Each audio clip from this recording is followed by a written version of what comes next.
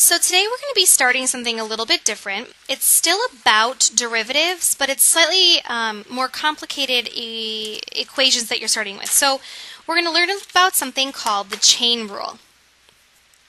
Now it's going to be very important today that you have multiple colors of pens as you're writing these notes, because we're going to color code some of the way we're doing this to help make sure that we understand what exactly the pieces are here. So here's what the chain rule says.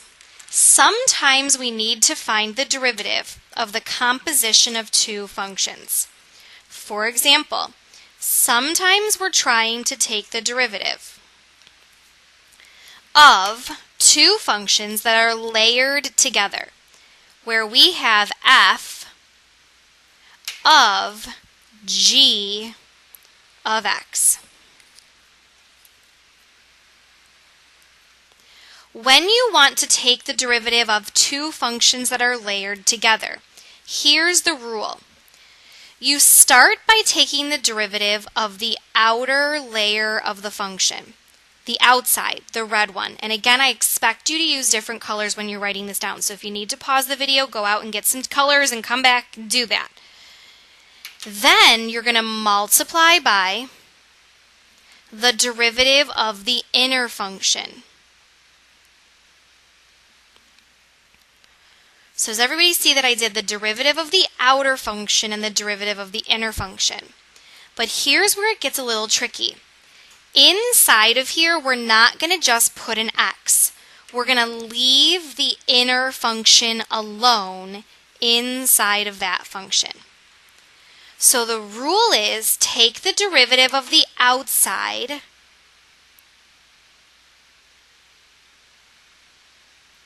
and leave the inside alone.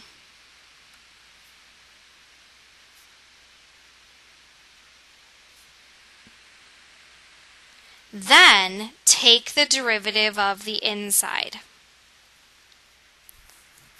Now this seems a little confusing because we're dealing with a formula here, but I'm going to show you in the next few examples some pretty straightforward basic examples of where this gets used.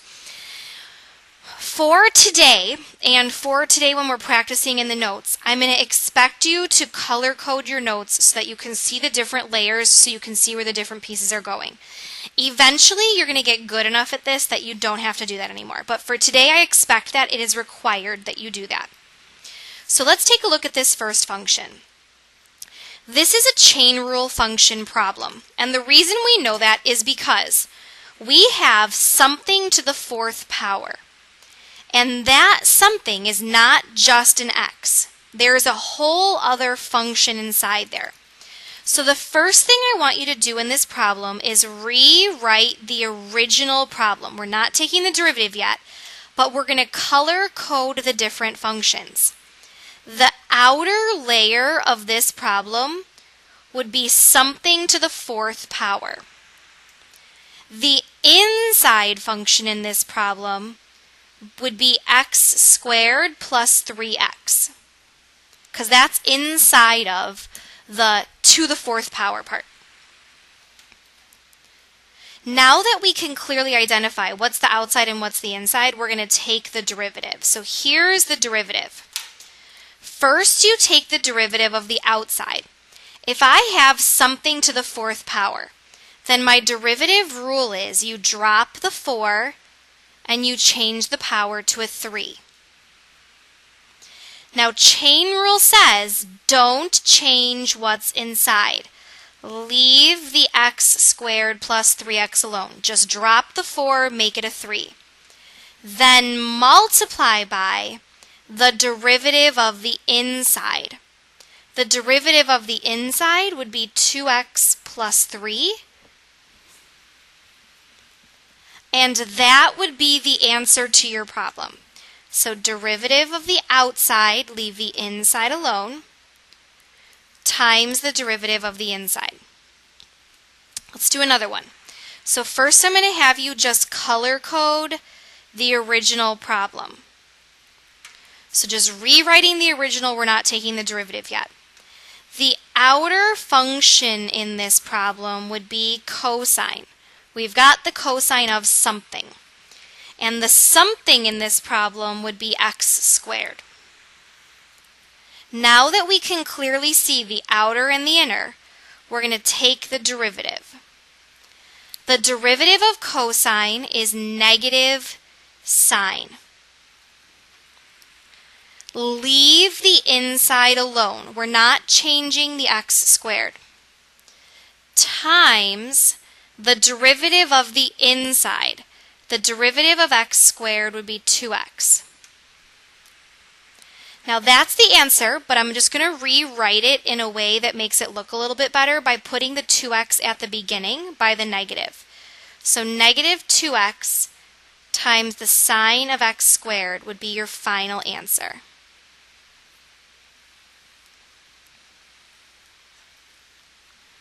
Let's try some more of these. So, on the next page, find the derivative of these functions. The first thing I notice is that I've got a cosine, and inside of the cosine, instead of just a t, it's a t squared plus 1. That is my clue that I need to use chain rule. So I'm going to color code the functions. Cosine of the inner function would be t squared plus 1. Now, let's take the derivative. So the derivative would be derivative of the outside, which is negative sine. Leave the inside alone. Times the derivative of the inside, which would be 2t. All I'm going to do now is rewrite it in a slightly nicer way. So negative 2t times the sine of t squared plus 1.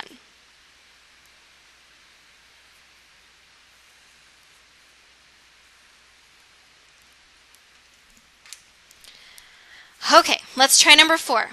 I see that I have a tangent function, and instead of having an x, I have a 2x minus 3. So I'm going to rewrite my problem and color code my functions.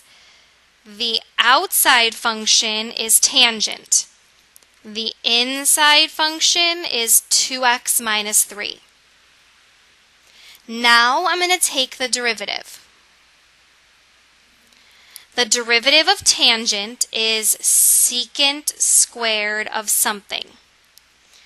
Because we're using chain rule, we're going to leave the inside alone and multiply by the derivative of the inside, which is 2. If I just rewrite that in a slightly nicer way, I would have 2 secant squared of 2x minus 3.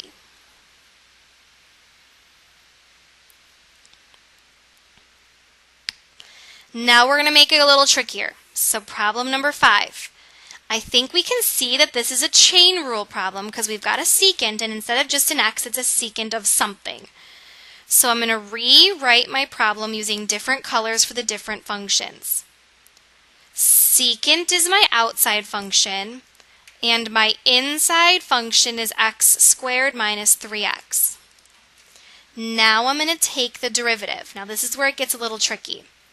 The derivative of secant is secant of something times tangent of something. Chain rule says don't change the inside. So x squared minus 3x needs to go inside both of those parentheses. Then we multiply by the derivative of the inside, which is 2x minus 3.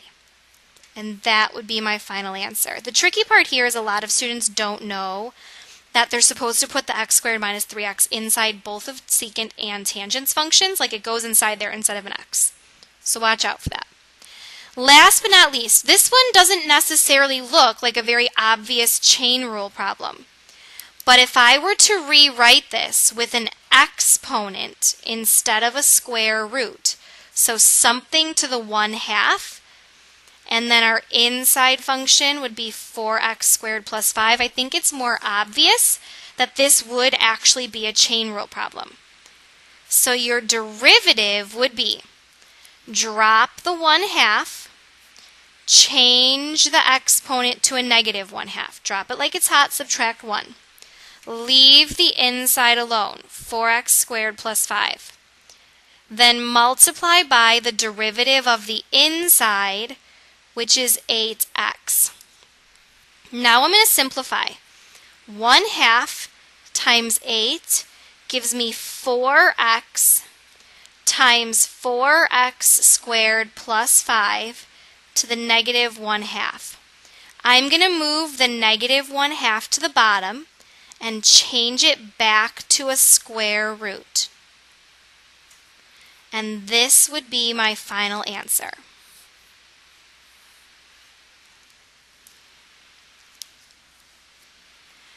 Okay, so we've been learning about chain rule.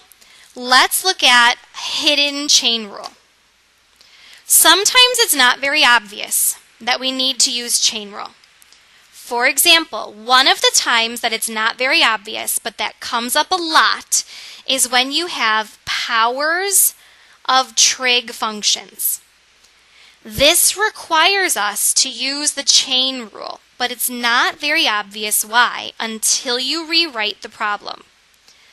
Please remember that sine squared of x actually means you are squaring the sine function. So to take the derivative here, we would need to use the chain rule.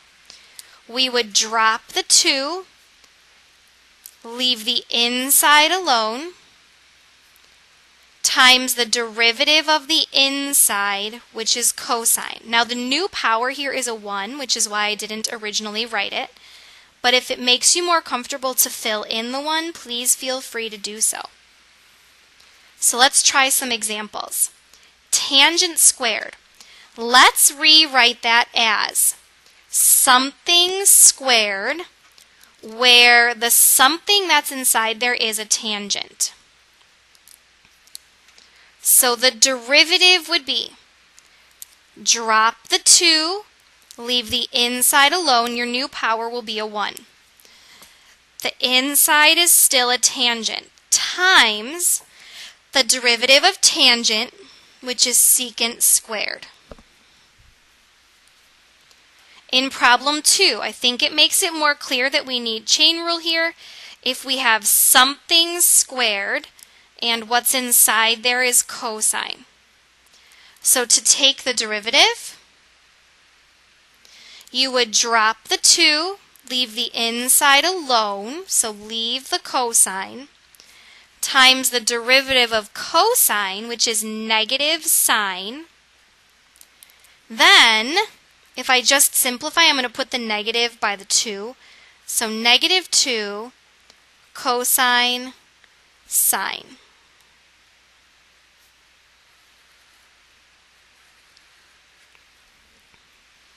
I guess I should probably put a box around this answer too, huh? Whew, okay. Now, number 3.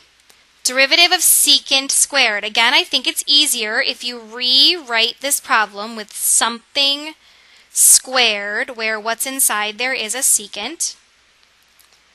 So to take the derivative, you would drop the 2, leave the inside alone, so leave the secant alone, and then take the derivative of the inside, which is secant tangent. Now, because there's a secant here and another secant here, I'm going to simplify this. I should probably label f prime equals secant squared of x tangent of x. We're going to save number 4 so that in case anyone has any questions in class tomorrow, we can talk about this. And I will see you tomorrow for some chain rule practice.